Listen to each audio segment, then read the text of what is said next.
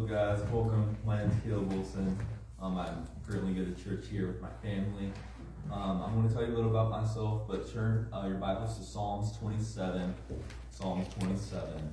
This is a beautiful psalm, so I highly recommend. In times of trouble or circumstances that you're speechless, you have no answer from social media or from another person, always go to Psalms. Psalms is one of my most favorites, but when I was studying this last week, it really touched my heart. Because as a person and through what I went through in my past, this psalm has touched me so hard. And I started crying. And so I was like, why am I crying? Why am I crying? Well, when I was like up in 3 a.m. just reading this message because I didn't know what, it was just so like, wow. I wasn't expecting it. I was wanting to watch a movie. But I was like, but I don't feel like watching a movie because I feel like I have other better things to do. And this was the better thing to do. Look at the psalm. So I got called to preach on last Sunday. I was talking to Pastor Green, Roger Green, but he's pastor to me. We were heading to my work, Culver's, for lunch, and with my family and another good friends of ours. And we were going, and I told him in the car, I was like, hey, I feel like God's calling me to preach. He said, why do you feel that way? I said, well, I was talking to my mom. My mom asked me a question. She's like, what happens? She was like, yeah, if you can think of anything. She was like, what happens if God calls you to preach? I was like, he'll never call me to preach. What are you talking about? I looked right in her eyes. I was like, I don't know what you're talking about. Why did you bring that up? And so I felt guilty for saying that. I was like, oh no. I think I said something wrong there. Well, I did. Because it was shocking at the moment and I wasn't ready, but God's timing is the right timing. Amen. And I 100% agree with that. But I was born on February 28th, 2008 at Grant Hospital. My salvation was May 29th, 2013 at Columbus Baptist Church near Columbus. 2 years ago, I had a really big addiction with marijuana and vaping. Vaping was a very big thing that tore me apart as a Christian, because I was a Christian at the time and I didn't know what to do, and I was in a hard time in my place, and I felt like no one was there for me all the time, and I felt like that I was nobody. I was thinking about committing suicide, which was so. There's just not a word for it right now because it's so sad. It saddens my heart, and I feel bad for people that want to do that to themselves. Because God created them the way that He wanted them to be created. Amen. Amen. And I care for those people a lot. My heart throbs for them. And but moving on, before I get sidetracked, I have a couple of jokes real quick for you before we get started. But where's the best place to get ice cream? Sunday school. And then what phone did Delilah use in the Bible? A Samsung. Alright. So Psalm 27, the title of the message tonight is going to be Look Upon the Lord. And so we're going to look at 1 through 6 first. And so can you please stand for the respect of God's word? And we're going to read 1 through 6, and then you can sit down. The Lord is my light and my salvation. Whom shall I fear? The Lord is my strength and my life. Whom shall I be afraid? When the wicked, even mine enemies and my foes, came upon me and eat my flesh, they stumbled and fell. Though an host should encamp against me, my heart shall not fear. Through war shall rise against me, and this will I be confident.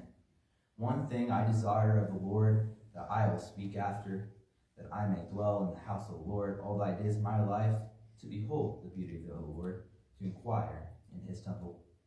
For in the time of trouble he shall hide me in his pavilion, in the secret of his tabernacle shall he hide me. He shall set me upon that rock. Will set me upon a rock. Verse 6. And now shall my head be lifted up above thine enemies around me. Therefore I will offer in this tabernacle sacrifices of joy. I will sing praises. I will sing ye praises unto the Lord. You may be seated. Thank you guys. So in verse 1, the Lord is saying, David's saying, the Lord is my light, my salvation. Whom shall I fear? I shouldn't be afraid of that because the Lord is my salvation. Without my salvation, I wouldn't have the Lord. I'd be in the world. I would be doing those bad things. I would be going off the track. I would be going off the wrong road. But verse 5, when I was reading, this really got me. In the time of trouble, he shall hide me in his pavilion. Now, you guys probably know what a pavilion is.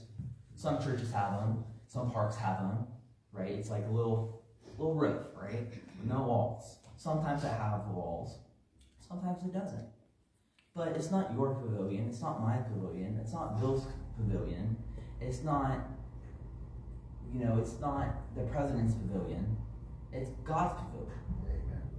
And the thing is, in tabernacles back in the day, only the high priest were allowed to go in there. So us going in his tabernacle, wow, that's insane. But, and the thing is, he shall set me upon a rock. And who's that rock? Who is your rock? God's rock. God's your rock, right? So what I think about it, in the time of trouble, he shall set me upon a rock. And I think of the bad times as a water, right? Or like the ocean. And sometimes when you're on a rock, you're going to stay dry. So as long as you're on that rock, you're going to stay dry. So as long as you're following the Lord, you're going to stay dry on that rock. In verse 7, and here it is. Hear, Lord, when I cry with my voice, have mercy also upon me, answer me. And thou sayest, seek ye my face, my heart said unto thee, thy face, O Lord, I will seek. Hide not thy face from me, put not thy servant away in anger. Thou hast been my hope, leave me not, neither forsake me, O God, of my salvation. When my father and my mother forsake me, then the Lord will take me up. Teach me thy way, O Lord, and lead me in the plain path because of mine enemies. Deliver me not over into the will of my enemies, for false witnesses are risen up against me, and such as breath as cruelty. So 1 through 6 is basically talking about being confident in God. 7 through 12 is a cry for help. So anytime you need a cry for help, and it says in verse 7, he starts in verse 7 through 12. It says, hear, O Lord, when I cry with my voice, have mercy upon me and answer me.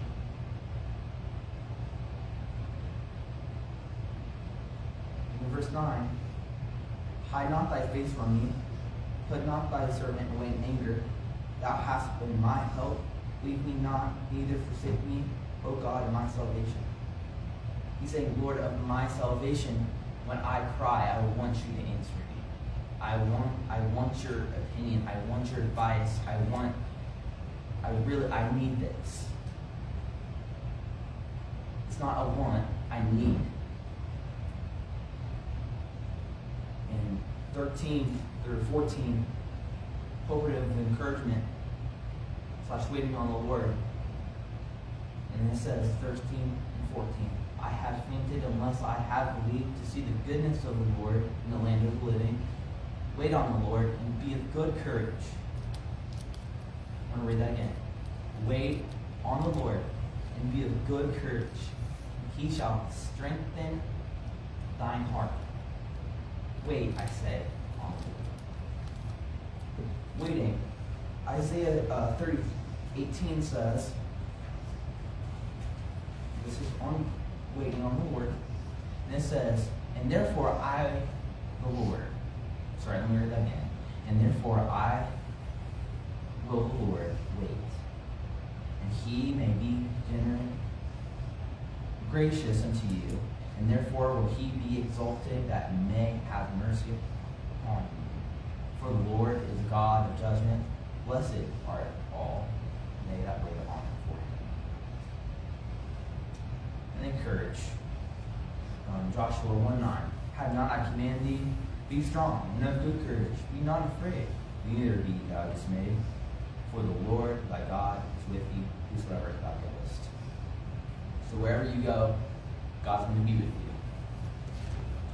Wherever, when you need to cry for help, go to the Lord.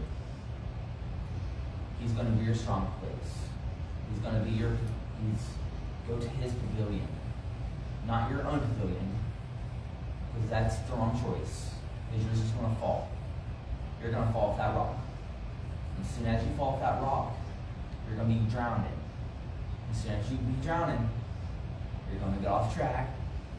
You're going to go, oh, this water is actually really nice. It's so much fun. Splash, splash. Right? So, let's go swimming. No, that's the wrong way. No, we don't want to go swimming. We don't want to go in that water. There's going to be sharks in that water. There's going to be nasty bugs in that water. There's going to be people that are going to stab you with knives in that water. There's going to be so many things in that water that's going to ruin you as a person, that's going to ruin you as a Christian, that's going to just ruin you as a human being. So at that point, you're not going to be a human being. You're going to be a monster. I can say, like, my dad, he works at Children's Hospital downtown. And so he was telling me a couple stories about some kids down there that I think that's really funny. So he was telling me about this kid a couple weeks ago. He went to the hospital because he decided to overdose on gummies.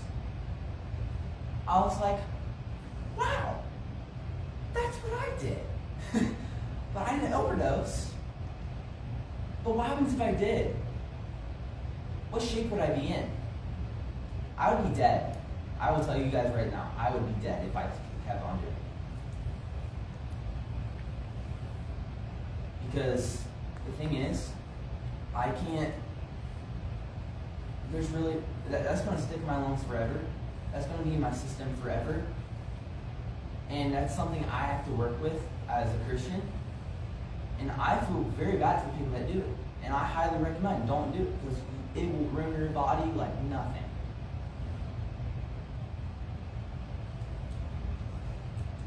So David, in Psalm 27, is saying, declares the Lord as his light and his salvation and his strength of his safe place. And so anytime you feel weak, or anytime you feel alone, or anytime you just need light in your darkness area, God will always be there. And also, waiting upon the Lord requires courage. And you're saying, Caleb, what does actually courage actually mean? Courage is the ability to do something that frightens one. A mental or moral strength to face difficulties, danger, or pain. So we have to have courage. We need to be focused. We need to stay on track. And all that. And sometimes we overthink ourselves. Sometimes the devil, he's like a roaring lion. He's like, not a roaring lion. He's like a fox, right? And have you ever seen a fox? They're very like skinny. So they're like,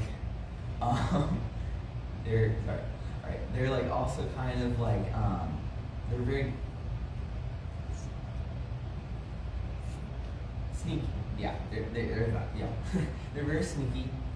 And when they see something that's more powerful than them, they run. So, and what I believe that some people compare God as a lion, right? A mighty God that we should worship. He's a beautiful, lions are so beautiful, but they can be scary at some moments. Because if you do the wrong thing, God's going to let you know. And as soon as you keep on doing those things, over and over and over and over and over again, He's going to give you another warning. Say, hey, Caleb, come on. We got to stay on track here. We can't go over here. You're going to get away from me. You're going to be in danger. You're going to get hurt. You're going to get killed. You're going to get all these bad things that's going to happen to you. And if you lead and lead and lead and lead and lead and lead and lead and lead and lead on those bad habits, there's a chance that you're going to die.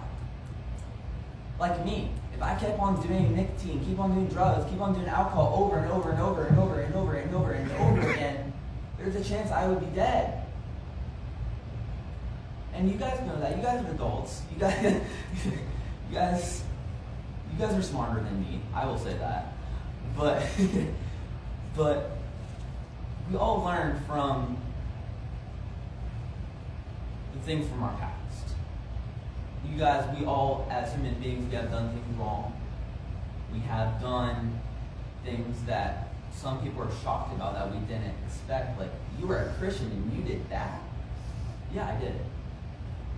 And if people judge me now for that, okay, judge me.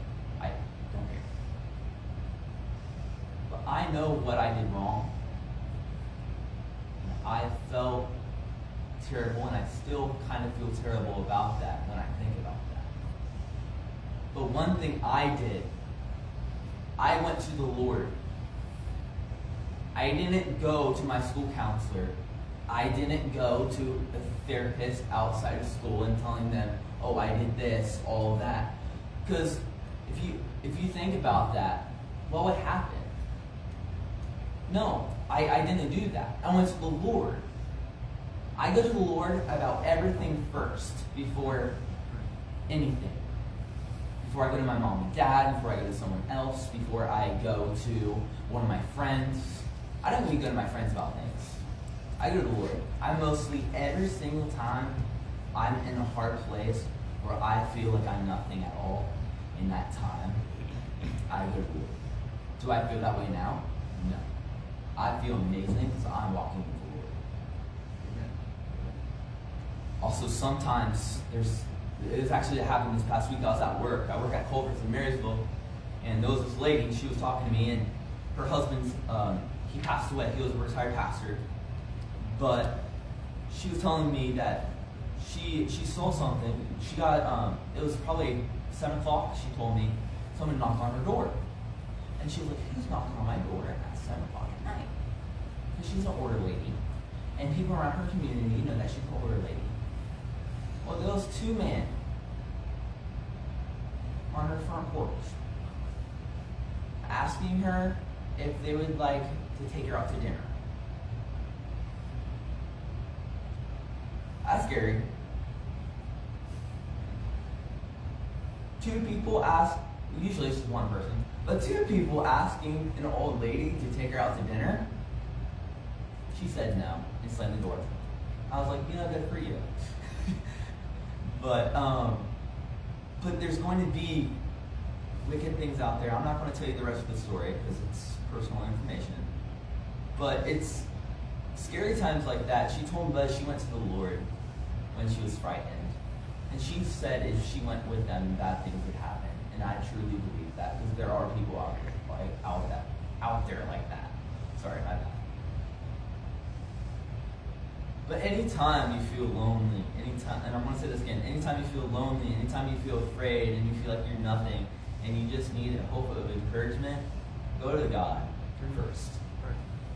God's going to be your main source. And you guys don't have to flip here, but I was talking to Pastor Green today, and he showed me a couple verses from Psalms 22. And it kind of relates, 62, sorry about that. It kind of relates to Psalms chapter 27. In the first one it says, "Truly my soul within upon God from the coming of my salvation. He only is my rock and my salvation. He is my defense, and shall not be greatly moved." So that rock can't be moved. That rock is too big. My God's too big. No one can move him. He can only remove himself. And you know what I can? I can remove myself. I can jump into that water. But that rock is always going to be there. That's the shocking, like, it's just so strange. How can that rock not be removed from all the current? And why can that rock not break from all the water, from all those years just going around that rock and pushing against it, all of that? And if you know about science, most of you guys know about science, you learned in school, but when a rock's in a river, over a part time of years, there's going to be a current. And that rock's going to break down. It's going to break, it's going to break, it's going to break, it's going to break, and it's going to break. And it's going to come into little pebbles. It's going to be a lot of years, though. But it'll shrink and shrink and shrink and shrink and shrink. But my God's rock, my rock, that I love, that's the most safest rock I know of that will never break, is the Lord. And they're like, "Caleb, why are you comparing the Lord as a rock?" Because rocks, some of them can actually be like fragile. You know that? Like they can actually be like, I don't know, it sounds kind of stupid, but some can. And it's just amazing how that rock can't break. When God can't move, you can't move him. But you can move yourself from him. You can get separated from him. And then also talking about the water incident and the rock incident, if you jump in that water, and if you're in that water long enough, here's the rock. And here you are, clear in West Jeff, right? But it's just amazing how God's word touches you like nothing. And I highly recommend you guys should study this more, because it's just shocking. And I'm really gratefully to preach to people and now and all of the things. But I was very scared, and I was just going through, and I was like, what happens if the Lord doesn't want me to teach the message? What would I do? Would I go to teach about Jonah? Which Jonah is a great book. I love Jonah. And then there's also Adam and Eve, the first sin, right? And then there's also Revelation talking about the rapture. But this one got my most attention because I was in its place, and I've walked right out of this place from the world, and I was like, you know what? This is it. I felt the Lord moving in my heart. He said, "Caleb, come on. Come with me. Come on. Just go through the door. Just come on. Come on, come on." I was like, "Lord, I can't. It's too bright. I just can't do it yet. I can't. And you know, I was backing off getting called to the Lord. I was. And I highly recommend, if you are getting called by the Lord, you better take that advantage. Because that door might shut if you ignore it too long. And then as soon as that door shuts, there's probably a chance you can never get back. The door's going to be shut forever. And so, like, also, with that, what I just said, you know about the ark. Well, he was like, "Hey, come on, guys. Come on, you come with me. Come on, get on the ship. Come on, ship." "No, there's not going to be a flood." "What are you talking about? What are you talking about, Dad? There's not going to be no flood." Come on, Bill, there's not going to be no flood. What are you talking about? And that's what Satan does too. Bill, there's nothing. You're fine. You're going to live. You're going to be fine. Nancy, you're going to be fine. Just go home, make some cookies. You'll be fine. They're saying all you got to do is just go home from school and you'll be okay. There's not going to be someone knocking on your door at 12 a.m. saying, hey, you want to go out to dinner? But sometimes the devil likes to trick us, and he likes to put things in our way when we don't expect it. But the thing is, that's really cool that God is right beside our side. The devil sees the Lord in you, and that the Lord is by your side. And he's like, wow, there's that lion. I'm scared of that lion. He flees. He's like, well, I don't want to go towards that. But also, it's really weird. He said, I'm more powerful than you, God. But he runs away. And if you're more powerful, face up. That's what I don't understand. If the devil really wants to be that way, okay. What I always wanted to be when I was little, I always wanted to be like God's like handyman. I was like, I'm gonna be God's like protector. I'm gonna be God's like soldier. I'm gonna like the Lord is gonna be like my king. Like I'm gonna protect my king. My king is like the best king ever, and he is. He's the best king ever. And when I say my Lord is the best king ever, people look at me like, what? And I say, yep, my Lord is the best king ever. People can call me weird for that. People can call me any name, but no one's going to get me separated from God. No one. And I'm not going to let the devil take that chance again. I'm not. Because the next time he tries, that buddy's going to go down. He's going to go in that water. He's going to get separated. And the thing is, he thought he was more powerful than God. If you really think that you're more powerful than God, you have an issue. And if you really think that drugs, alcohol, anything can solve your problem, you have an issue. And I will say that to you straight up. And I'm not afraid. I'm going to say it in a nice manner. But just to wrap things up, be like David. Declare the Lord as your light, your salvation, your strength. And anytime you feel discouraged or anything like that, if you feel the devil's breath coming at you, say, nope, I have the Lord.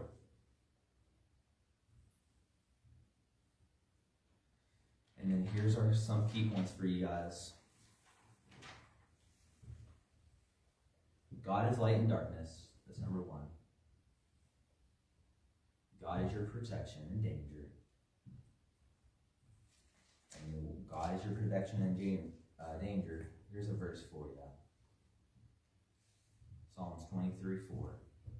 Ye, through I walk through the shadow of the valley of the death, I will fear no evil, for thou art with me, thy rod and thy staff, they comfort me. Like I was saying, the Lord's going to be by your side. If you stay with him, he'll stay with you. But if you go away from him, he's going to go away from you. It's kind of like my dad and I going fishing, okay? So when I cast my line out, I was like, hey, Dad, all right, I'm going this way. We're not going to have bonding time because I'm clear over here and he's clear over here. So we're really not like fishing together. We're at the same location, but we're not fishing together. We're not having... When he says, Caleb, do you want to go fishing with me? 100%. Let's go. We're going to stand right beside side and we're going to catch some fish. We're going to catch some bass. We're going to get some bluegill. We're going to do a catch and cook. Why not? But if we're separated, we're not going to have that bonding time. We're not going to have fun. We're not going to have, we'll have fun for ourselves because we're fishing. Like, every guy likes fishing. Who doesn't? But the thing is serve the Lord. And anytime, I'm going to say this again, anytime you feel discouraged, or anytime you need light in your darkness, and in that dark room, just look upon the Lord.